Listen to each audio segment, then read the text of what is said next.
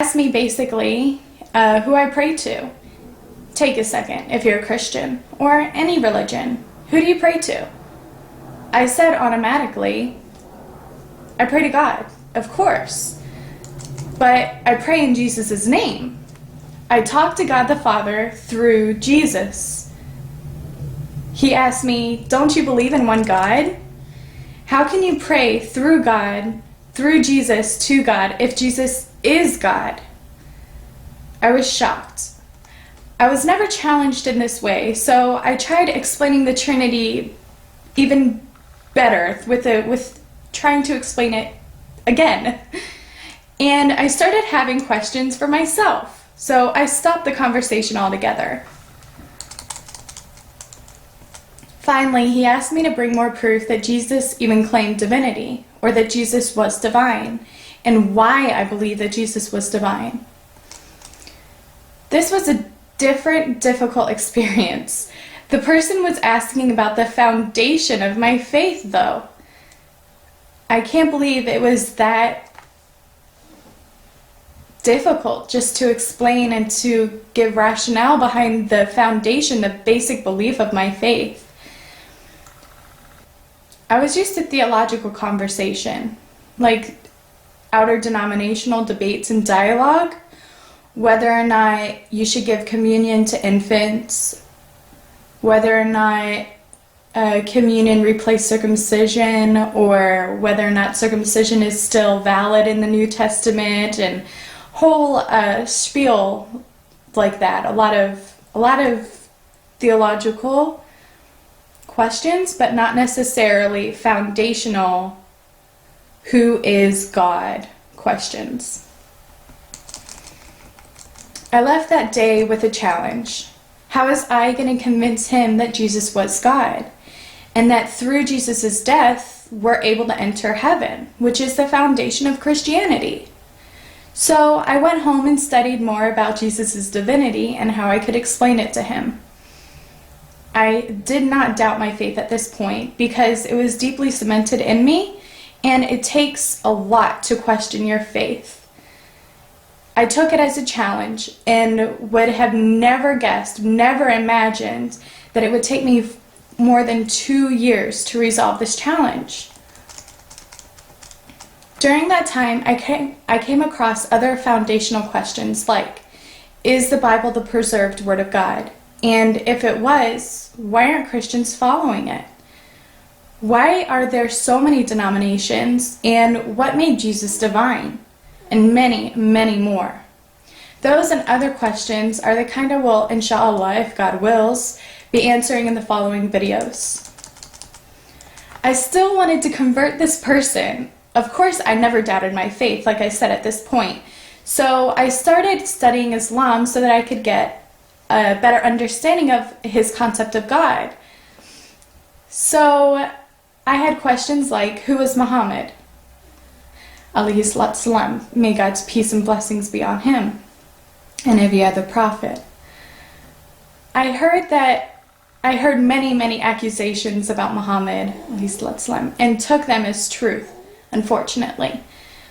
Like he was a murderer, a sexist, etc. But the more I studied the authentic Sunnah, which is the life of Muhammad, alayhi salatu salam, the more I realized that he was indeed a noble character. Merciful, loving, charitable. He could have been a king if he gave up preaching Islam. The people of the time hated him so much that they told him, hated Islam so much, they told him that if you stop preaching this religion, we'll make you king. Muhammad, he turned around and just said the most beautiful thing. And to me, this was the words of a prophet. If you put the sun in my right hand and the moon in my left, I will never give up this religion. I will never stop preaching Islam. Now that's not a direct quote, so it may be a little bit different as for the exact wording that he said. But that is just so beautiful. This man was not in it. This man was not preaching a religion for fame, for fortune, for any kind of wealth. And a matter of fact, he lived as a very mesquite, as a very poor person. His wife narrated or said that they often went weeks without eating any meat, 6 weeks without eating meat, and even more time without even lighting a fire, eating anything cooked. Their main food was dates and murky, muddy water from the well. I mean, this man, he could have had the riches of a king in Persia. He could have done anything, but instead he'd rather store up his treasures in heaven, which is amazing. I mean, the teachings of Muhammad are just so beautiful. So another question I had is, what was Islam? What did it preach? Did it preach oppression? Was it spread by the sword? And why were there rules of warfare in their holy book?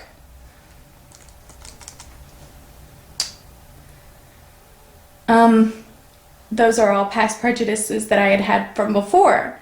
I found out that no, it did not teach oppression. It teaches liberation through education and charity, and it gave women a higher status than any other religion has ever given, even Christianity. It taught mercy at a time of war, which is why the Quran mentions war as a guideline for future issues. It's the only religion, including Christianity, that has an applicable wartime rules. Islam is not just a religion, it's a complete way of life. So why were people killing themselves in the name of Islam? Islam teaches you to think logically, to bring your proof if you are truthful. So I didn't understand why people are blowing themselves up and saying that they're doing it for Islam.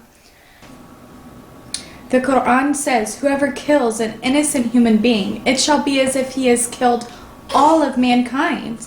And whoever saves the life of one, it shall be as if he saved the life of all mankind. That's the Quran in 5:32. Also, it says that if they incline to peace, so must you also incline to it, and trust in God, for He hears and knows all. So if somebody inclines to peace, you must incline to it. So there's a lot of perverted thoughts about Islam, and that's because I believe the media picks and chooses what they'd like to portray of it. So may God give you knowledge, and may God give you strength to sift through the truth from the evil and the darkness. I got frustrated with the media, how the media portrayed this religion, and I started defending it because the more I knew, the more I realized that it was a pure religion. It wasn't polluted. Slowly, my eyes were opening to the logic and the beauty of Islam.